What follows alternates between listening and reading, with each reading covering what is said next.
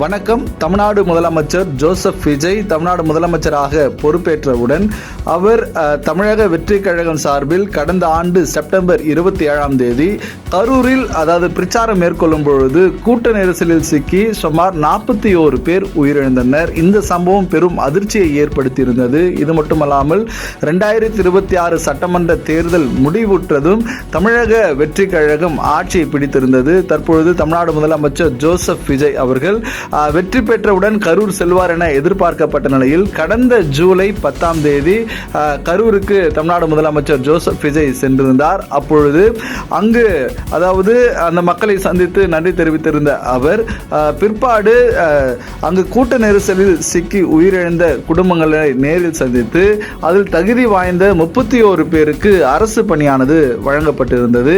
இந்த அரசு பணியை வழங்கியதை தொடர்ந்து மதுரை உயர்நீதிமன்றத்தில் நாதக தரப்பில் வழக்கானது தொடரப்பட்டிருந்தது. அந்த வழக்கின் விசாரணையில் இன்றைய தினம் 41 பேருக்கு வழங்கிய அந்த அரசு பணியானது ரத்து செய்து உயர்நீதிமன்றம் தற்பொழுது உத்தரவானது பிறப்பித்திருக்கிறது. குறிப்பாக இந்த அரசு பணியை வழங்கியதில் தாவேக அரசு அரசியல் அமைப்பு சட்டத்தை மீறியுள்ளதாகவும் நீதிமன்றம் தெரிவித்திருப்பது குறிப்பிடத்தக்கது. இது தொடர்பாக நாம் தமிழ் கட்சி தொடர்ந்த வழக்கில் தற்பொழுது அரசு பணி வழங்கியிருந்த 31 பேரின் அரசு பணியும் தற்போது ரத்து செய்யப்பட்டிருக்கிறது. இதைத் தொடர்ந்து தமிழ்நாடு அரசு அவர்களுக்கு உரிய ஸ்கில் டெவலப்மெண்ட் பயிற்சி உள்ளிட்டவைகள் வழங்க வேண்டும் எனவும் நீதிமன்றம் தற்போது அறிவுரையானது வழங்கியிருப்பது குறிப்பிடத்தக்கது.